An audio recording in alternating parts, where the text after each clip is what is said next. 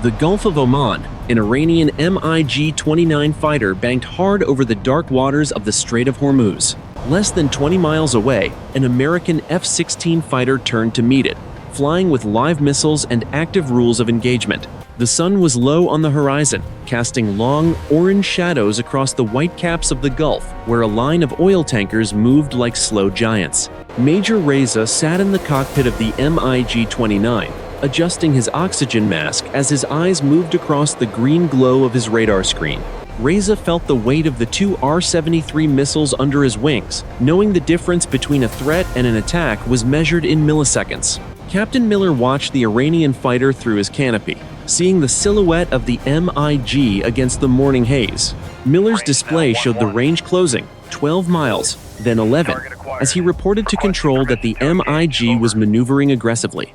From the ground station, the controller ordered Guardian 1 to maintain track and confirm weapon status. The two jets were now in a high-speed circle, a test of nerves as the Iranian pilot tried to get behind the American. A subtle glitch flickered on the screens and static hissed in the headsets, a disruption not on any known frequency. The morning was still quiet, but the source of the disruption hinted at a fire no diplomat could put out. 7:16 in the morning. Commander Reza tightened his grip on the control stick as the digital noise on his radar vanished into a flat, featureless void. Reza checked his backup systems. "Control," he said into his mask. "This is Alpha 1. I have a total sensor failure. Confirm status of the target." 7:19 in the morning. Inside the cockpit of the F-16, Captain Miller's display was showing nothing at all, as if flying through a vacuum. Miller spoke clearly into his radio. "Control. This is Guardian 1. I am experiencing a catastrophic sensor blackout. Do you have me on your sweep?" The ground controller sounded tense. "Guardian 1. There is a hole on our screens, a perfect circle, 30 miles wide.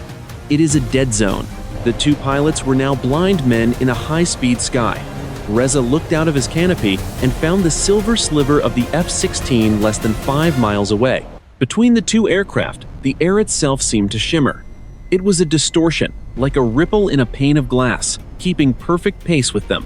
Inside the Iranian cockpit, the master caution light began pulsing in a rhythmic, steady pattern. 3 short flashes, 3 long, 3 short. Reza looked across at the American pilot. Both realized at the same moment they were being watched by something that could turn off the modern world. Commander Reza felt the sweat prickling his neck. He believed in Russian hardware and American interference, feeling a surge of professional anger.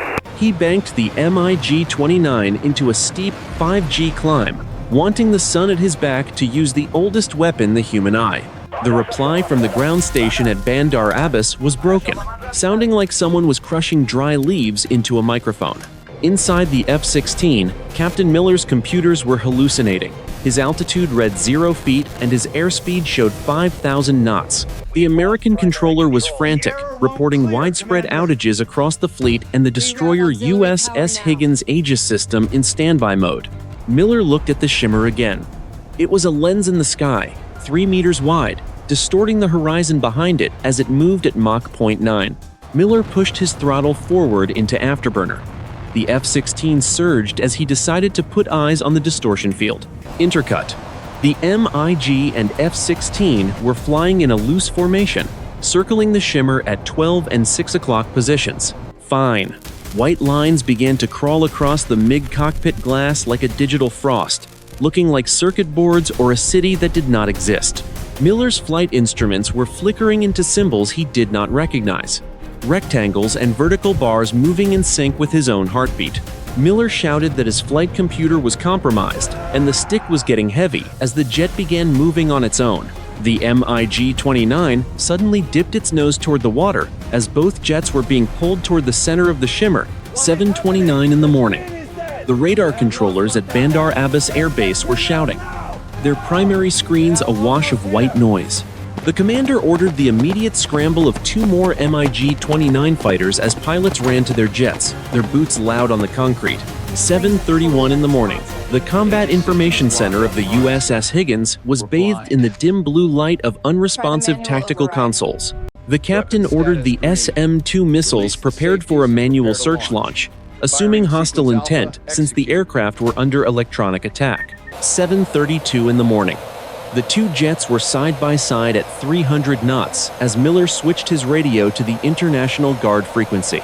Commander Reza heard the voice through a wall of static and responded that his systems were also dark and it was not his doing. 7:34 in the morning. The shimmer had expanded into a vertical pillar of warped space, like a column of falling water, a tear in the sky. As the two fighters flew alongside it, the metal of their wings began to vibrate with a low, humming sound the pilots felt in their teeth. Far to the north, the second flight of Iranian MiGs crossed the invisible line, their engines surging and cockpits filling with the smell of ozone. 7:35 in the morning. The Aegis radar system on the USS Higgins flickered into hyperactivity, crowded with hundreds of ghost contacts jumping to 80,000 feet.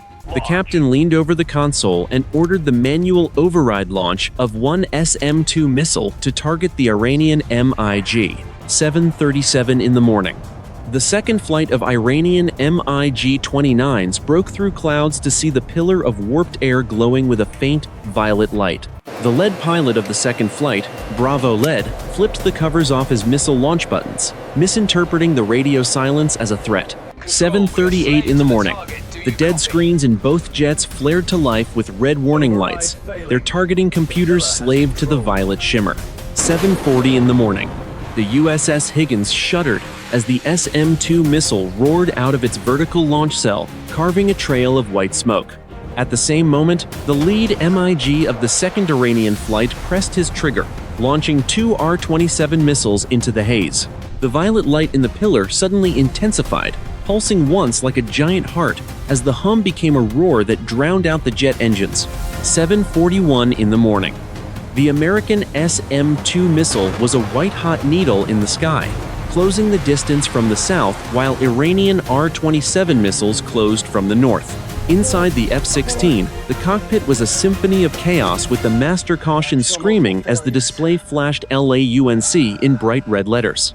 A Sidewinder missile tore away from the wing rail of the F-16, its smoke trail curving directly into the violet light. Miller tried to pull his jet into a brake turn, but the control stick was a dead piece of plastic. He was a passenger in a supersonic coffin.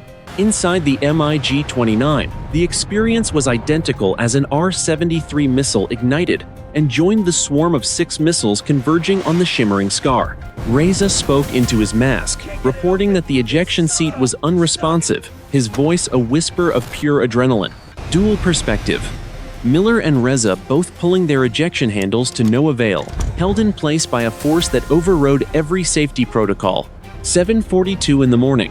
The incoming missiles from both sides were now a firing squad, converging on the pilots as the violet pillar began to vibrate.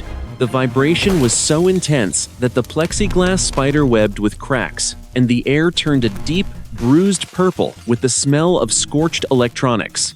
Miller closed his eyes, thinking of family, while Reza watched the incoming fire, the American missile breaking through the haze, and the Iranian missiles diving from the clouds. The violet light expanded, swallowing the fighters, the missiles, and the morning sun in a single flash. 7:43 in the morning. The explosion did not happen. Instead, there was a sound like a single, heavy door slamming shut in a deep vault as the violet pillar collapsed inward. As it did, it took the incoming missiles with it. The American SM-2, the Iranian R-27s, and the Sidewinder all entered the space and simply ceased to exist. Inside the cockpits of the F-16 and the MiG-29, the world went terrifyingly quiet as the engines of both fighters flamed out at the same second. Captain Miller felt the weight of his aircraft change as the hydraulic pressure dropped and the fly-by-wire system died, leaving the control stick frozen. Across the gap, Commander Reza experienced the same nightmare, flipping manual fuel override switches in a vain attempt to initiate an emergency engine restart. The two pilots looked at each other across the narrow space, two men facing an inevitable end as they lost altitude 14,000 feet, then 13,000. Where the violet pillar had been, there was now a physical object, a perfect matte black sphere the size of a small car that absorbed the light like a hole in the sky. Miller watched it through his canopy, looking for a seam or a serial number, but found only a smooth, featureless void that seemed to be weighing his thoughts. Reza noticed that as they passed the sphere, the digital frost on his glass began to melt and the electronic symbols resolved back into numbers. Weak voices from both American and Iranian controllers suddenly came through the emergency radios on the same frequency, asking for a copy. Miller and Reza confirmed their status over the radio, stating that the object had neutralized their aircraft and they were gliding toward the sea. The sphere suddenly moved, it appeared a mile above them, and then it was gone, leaving the sky empty as the fighters continued their descent. 7:44 in the morning. The silence in the cockpit of the F-16 was absolute, with Miller descending past 12,000 feet at 2,000 feet per minute. Miller flipped the guarded EPU switch to provide power, but the light on the panel remained dark. The jet was a $60 million brick. The MiG-29 was gliding less than 50 meters away. Commander Reza had his visor up, his eyes wide and scanning the sky. 7:46 in the morning. Reza grabbed the emergency handheld radio, his voice strained as he reported no rudders and a faulty ejection seat. Along the edges of the wings, a faint, pulsing violet light flowed in a rhythmic wave from the nose toward the tail, the residue of the sphere. 7:48 in the morning. Inside the USS Higgins CIC, the captain learned that the pilots were at 9,000 feet with non-responsive ejection seats. 7:50 in the morning. The fighters crossed 7,000 feet.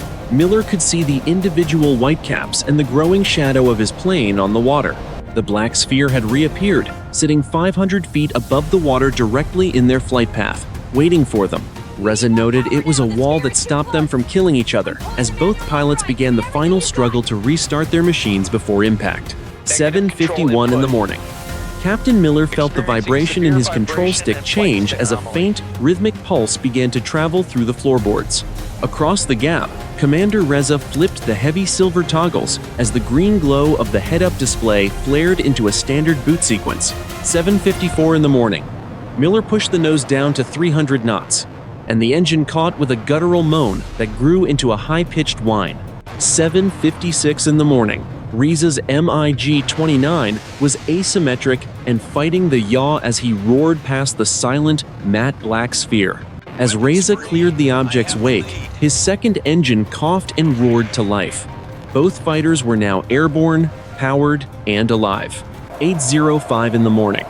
The two pilots climbed to 10,000 feet, flying in a wide, respectful formation, heading away from the anomaly. Miller looked back over his shoulder to find the black sphere gone, with no ripple in the air and no violet light left in the empty sky. The two jets banked in opposite directions, their white vapor trails carving two diverging paths in the morning sky. 10:15 in the morning. 3 hours after the encounter, the debriefing room at Al Udeid Air Base was windowless and smelled of stale coffee. Captain Miller sat at a metal table, still wearing his flight suit. Across from him, intelligence officers and a physicist watched a silent replay of his head-up display footage. Or rather, they watched the lack of it. The screen showed 30 minutes of rolling digital salt and pepper. "Captain," the physicist said, leaning forward, "you are describing an object that bypassed every hardened circuit in a Block 50 F-16. He told me so over the radio," Miller said. "We were gliding. We were both dead in the air." 12:45 in the afternoon. Tehran, Iran. In a secure facility beneath the city, Commander Reza stood before a semicircle of high-ranking officers. His gun camera footage was identical to Miller's. A void. A blank space where a multi-million-dollar intercept should have been recorded. The Americans' missiles were also neutralized. The distortion acted as a physical barrier, a kinetic and electronic shutdown of the entire battle space. 3 days later, the Pentagon, Washington, D.C. A classified report moved from the desk of the Chief of Naval Operations to the Secretary of Defense. It did not contain the word UFO or alien. It used the term non-kinetic atmospheric intervention. The analysis was chilling. Our most advanced systems are all subject to external override. We are no longer the apex predators in the electromagnetic spectrum. The aftermath was not a public announcement. Instead, there was a quiet, back-channel communication between Washington and Tehran. For the first time in decades, a temporary no-fly zone was established by mutual, unspoken agreement over the central Gulf of Oman. Captain Miller returned to flight duty 2 weeks later. He still flies the F-16, but his hand instinctively moves to the manual override. Commander Reza was promoted and moved to a training command, teaching young pilots that the most important sensor is the human eye. The black sphere was never seen again in the Gulf, but the shadow it cast remains. Modern warfare is a game of light and data, but when the light is turned off, all that remains is the realization that we are not alone.